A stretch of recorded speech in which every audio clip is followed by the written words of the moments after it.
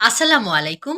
আমি নুসরাত জাহান মৌ, স্নাতক সম্মান চতুর্থ বর্ষ, উদ্ভিদ বিজ্ঞান বিভাগ, সুনামগঞ্জ সরকারি কলেজ, সুনামগঞ্জ এবং মুখ্য সংগঠক ও প্রতিষ্ঠাকালীন সভাপতি, সুনামগঞ্জ সরকারি college debating society, SUGC DS. আজকে আপনাদের সকলের সামনে আমি হাজির হয়েছি একটি গুরুত্বপূর্ণ এবং সময়োপযোগী বিষয় নিয়ে কথা বলতে, এবং বিষয়টি হলো নিজেকে ভালোবাসার প্রয়োজনীয়তা।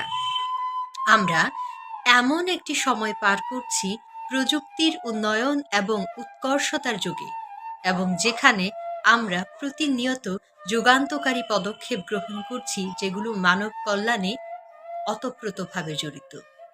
যে সময়টাতে আমরা নিজেকে ভালোবাসা বলতে বুঝি দিন শেষে বিছানায় গা এলিয়ে দেওয়া কিংবা সোশ্যাল মিডিয়া স্ক্রল করা।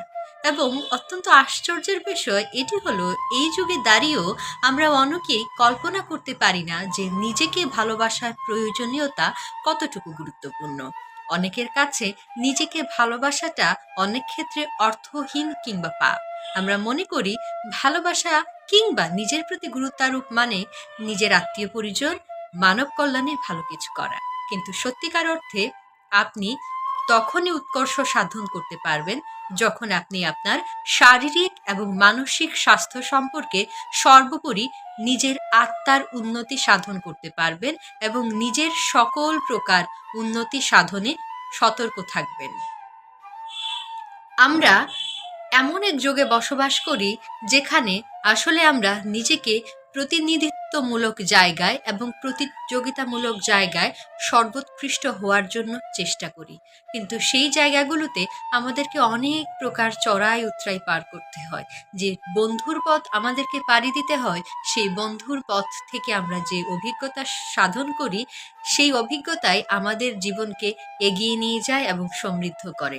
কিন্তু এই প্রতিশোধ ও প্রতিপত্তির খেলায় অবশ্যই আমাদেরকে মনস্তাত্ত্বিকভাবে সম্ভাবনাময় এবং প্রভাবশালী হয়ে উঠতে হবে, এবং সেই মনস্তাত্ত্বিকভাবে প্রভাবশালী হয়ে ওঠার জন্য অবশ্যই আমাদের সকলকে নিজেকে ভালোবাসতে হবে। এবং এ কারণেই আসলে আজকের এই যুগে মনোবিজ্ঞানীগণ, বিজ্ঞানী এবং দার্শনিকগণের কথাকে আমরা অনেক বেশি প্রাধান্য দিই, যেখানে বলা হয়েছে নিজেকে ভালোবাসো এবং নিজের যত্ন নাও। কারণ নিজেকে যত্ন নেওয়ার মাধ্যমেই আসলে আমরা এই বিশ্ব এবং এই বিশ্বের মানুষের জন্য ভালো কিছু করে যেতে পারবো। এবং সত্যিকার অর্থে আমরা নিজেকে অনেক বড় একটি স্থানে স্থাপন করতে চাই এবং নিদর্শন হিসেবে এবং উদাহরণস্বরূপ দাঁড় করাতে চাই, এবং এই মহাবিশ্বকে আমরা বিজয় করতে চাই। কিন্তু এই মহাবিশ্বকে বিজয় করার পূর্বে নিজের আত্মাকে বিজয় করা উচিত এবং নিজেকে জানা উচিত। এবং এই নিজেকে জানাটা শুরু হবে নিজেকে ভালোবাসার মাধ্যমে এবং নিজেকে জানার মাধ্যমে। আমাদের শত দুর্বলতা এবং আমাদের শত ব্যর্থতা আমাদেরকে পিছিয়ে রাখে না, বরঞ্চ আমরা যখন নিজের সম্পর্কে জানতে না পারি, সেটাই আমাদের পিছিয়ে পড়ার কারণ। হুচট খেয়ে পড়ে যাওয়া মানে হেরে যাওয়া নয়, জয়ের অনীহা থেকে পরাজয়ের শুরু। এবং ব্যক্তি মানুষ হিসেবে এই সমাজে একজন নাগরিক হিসেবে এবং নিজের দায়িত্বকে সুপরিশীলিতভাবে পালন করার জন্য অবশ্যই নিজেকে ভালোবাসা উচিত। এবং নিজেকে ভালোবাসার প্রয়োজনীয়তা যদি আমরা বলতে থাকি, সেটা হয়তো শেষ করা যাবে না।